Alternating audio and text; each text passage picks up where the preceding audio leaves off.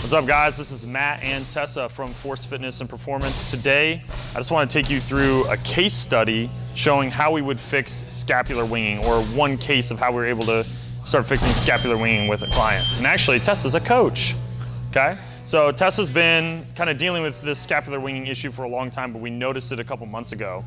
But she was prepping for figure competition, so there was not a lot, we weren't getting a lot of progress because she was still having to do a lot of stuff that maybe we would back off of normally if she was doing scapular winging.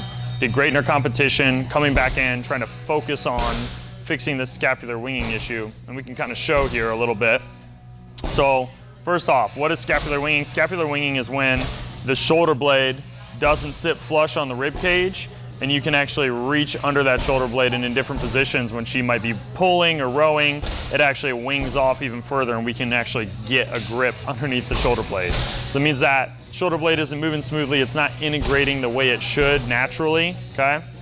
And can cause some compensation patterns. So she started off with her program doing kind of like the classic muscle activation movements that are supposed to help fix your scapula. So like ITYs, where you're doing reaches and trying to activate and focus on pulling back. A lot of people will say what? Shoulders down and back all the time, down and back.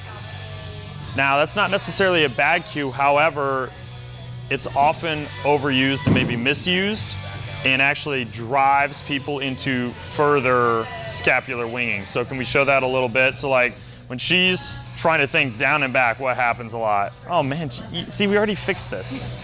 She's already turned this on. Normally, when we started this just about a week ago, she's thinking down and back and setting up. If I tried to reach under her scapula, I was able to get up to the second digit, and yes, that's gross. Second digit on my finger, under the shoulder blade, easy, okay? So you're thinking about like, they're kind of like almost back off of the rib cage. So when people think down and back, they often extend their rib cage away, and now they've created even more separation between their rib cage and their shoulder blades. Okay, so we want to watch out for that cue and make sure it's not being overused. Another thing is if you're already down and back here, and then you are pinching your shoulder blades together, and you start in this position, and then you try to pull or do anything else, the shoulder blade is already locked down, it's not gonna move. So you're gonna force the movement to come from the glenohumeral joint, from the shoulder, and you're just gonna mess them up even more. So don't do that. Instead, do this, okay? So we added in 3 really simple movements, resets on the ground that we're gonna show you, and then from there we built up her exercise selection, things she could do to help. And it's been what, like a week now? It's been 1 week, okay, 1 week. Just to prove that this is working. 2 finger digit, I've got a fingertip now. It's sitting on there, okay? So this can happen really quickly if we get the right movements in there, okay? So let's go ahead and show the upper quadrant roll, half roll, PVC. We can grab it, go ahead and grab it, yeah. Run like the wind. This will probably not be edited out because I'm way too lazy to do that, okay? So first thing we're gonna do, we'll come over on the floor here. We're starting off in a prone position, arms are extended just outside of shoulder width. We're gonna use the PVC pipe here or broomstick or whatever for a little bit of feedback. She's gonna look over her shoulder, reach back with that arm, other arm stays straight. She's getting this nice extension, hand to the floor, and then she's coming right back to the middle. So we're just doing a half roll here, going over and back. We're trying to get T-spine rotation, and this is the beginning of her starting to connect that shoulder blade into the rib cage, okay? So you can do reps on each side here. Second one, we'll have her come into a commando rock back. Commando for us means nothing about the underpants. It's all about elbows and knees, okay? She's on elbows and knees, pushing back. Now, one thing that I saw immediately when I was taking her through this initial assessment and trying to see what was going on with her shoulder blades is as soon as I got her in commando, her shoulder blades stayed on the rib cage. They stopped winging.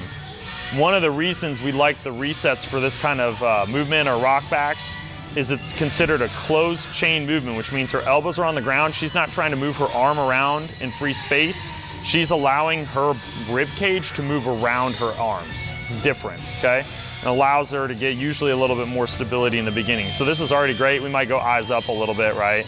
and then go. But this is great right here, so back and forth. And then we added in backward crawling. So backward crawling, she's gonna really step opposites and really push away. And now we can start to see, hey, maybe there's a little bit of movement here, but the scapula isn't winging too bad. And let's turn around and go back the other way if you don't mind, Tess. Thank you so much. There's maybe a little bit of winging, but what we're seeing is that she's getting the reach.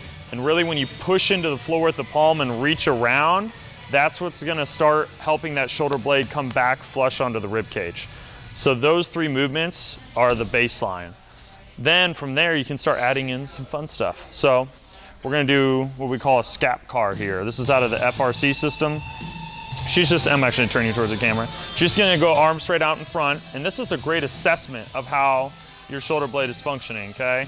So she's reaching out, backing around. Now we can start to see maybe a little bit of that winging, but again, before it was 2 fingers underneath, now it's staying a lot more integrated and she's getting further in. So this can be an exercise unto itself, but I prefer to use it as an assessment in the beginning to see where the scapula is winging, okay?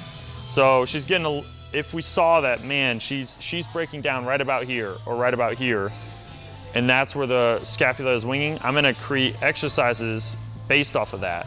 So rather than just giving people a bunch of like canned exercises, try to modify your exercises based on what they need. So last couple, I'm giving you guys hopefully a lot of good info here.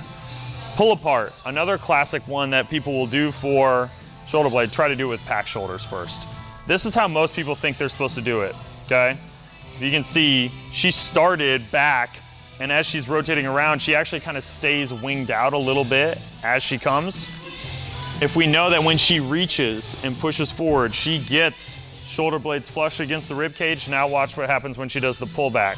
It stays a lot tighter in. Rather than staying out and never getting integrated back in, she gets good integration of that shoulder blade along the rib cage, okay? So fix your pull aparts if you're already doing pull aparts. And the last one we'll show is our iso holds in the wall, okay?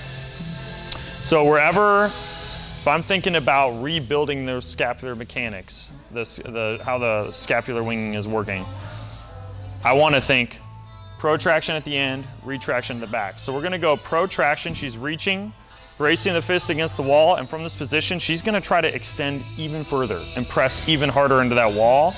And this is firing up everything around your shoulder blade, even down into your serratus potentially. You're getting a little bit under your armpit from there, right? So that's where we're gonna help integrate that back onto the rib cage. And then we're gonna go the other way.